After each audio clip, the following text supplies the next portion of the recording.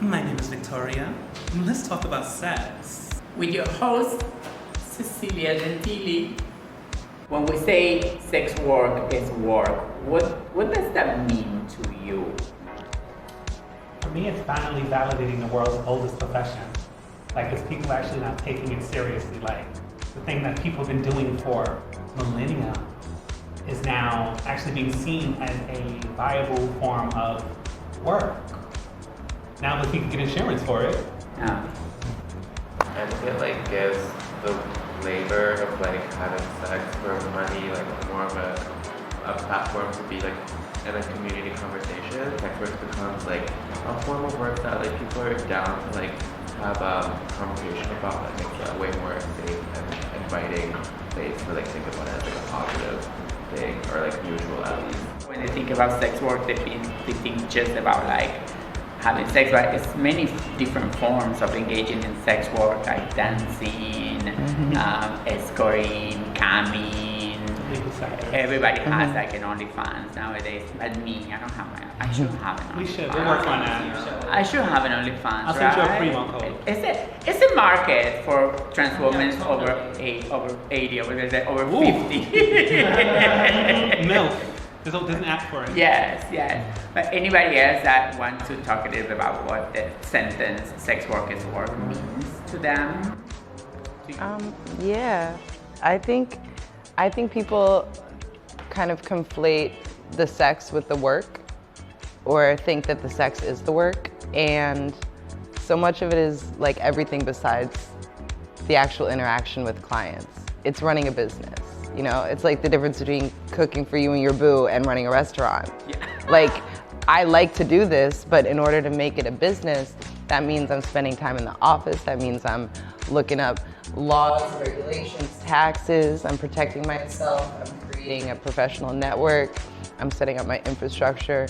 So even if we don't even get into the work that is involved directly with clients, there's so much behind the scenes that isn't sexy. Including like getting, I mean, with my glasses on, you know, maybe, but, and including stuff like getting healthcare and like taking care of yourself because your employer isn't gonna do that. Yeah. So sex work to me means in a way, you're sharing your self-love with someone else in sort of a special environment. And I know that that's not really a common way to think about it, but it's sort of how it feels for me. I think that like people need to like equate the regular 9 to 5 day to doing sex work, because like it is so much labor that goes in it that's beyond physical. It's like a mental ballpark, and you know what I'm saying, like it's a lot of prepping that goes into it, and a lot of shit that like expands a regular work day, but you know what I'm saying, like it is working so much more than that. Yeah. And also like so many physical things or mental things are like paid, right? I always think of like a football player, right? That, you know, use their body to make money, right? And I'm sure that, you know, people that cook in offices, in cooking kitchens may not want and may not be happy doing it, and doesn't mean that we are happy all the time. Sometimes I was miserable doing sex work, but it was my job. Yeah.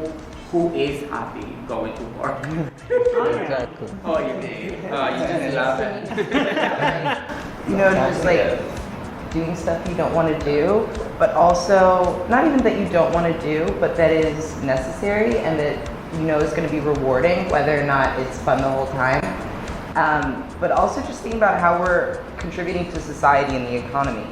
You know, like I think about without capitalism, we would still want to have jobs, not like we have now, but we'd want to have a role in society where we do something. And so we're valuable, like essential workers, especially during shutdown. Like Absolutely. that's when Exactly. we're kind of like the front line almost of like people need someone. Maybe they need therapists too, but for right For a lot of now, people, we are the therapists. yes. Yeah. Yes. For many of my clients, I remember like, you know, sex was part of the whole equation, but it was a lot of clients that just wanted to talk, and like sometimes I felt like I was a therapist for them, right? They just wanted to tell me about their job, how much they hated their bosses, how much they were trapped in loveless marriages, how expensive it was to send their kids to school. And I was like, just sitting there listening. As long as you pay me, I listen to you, honey. But that's such a burden, isn't it? Like, they're not even a burden, but a weight. Because the relief that they feel is directly put onto us. So we're taking on, like, keep coming back to healthcare, but like, that's why you would never see a practicing therapist who didn't have their own therapist. Yeah. Like, I think they're like required to have, someone above them who makes sure that they're good so that they can be good for their patients, so. Yeah, that's true. Sometimes like after listening to like so much like unwanted narratives, I feel like so stressed. I'm like, oh, fuck, just get the fuck out of here. Whatever. We love our clients.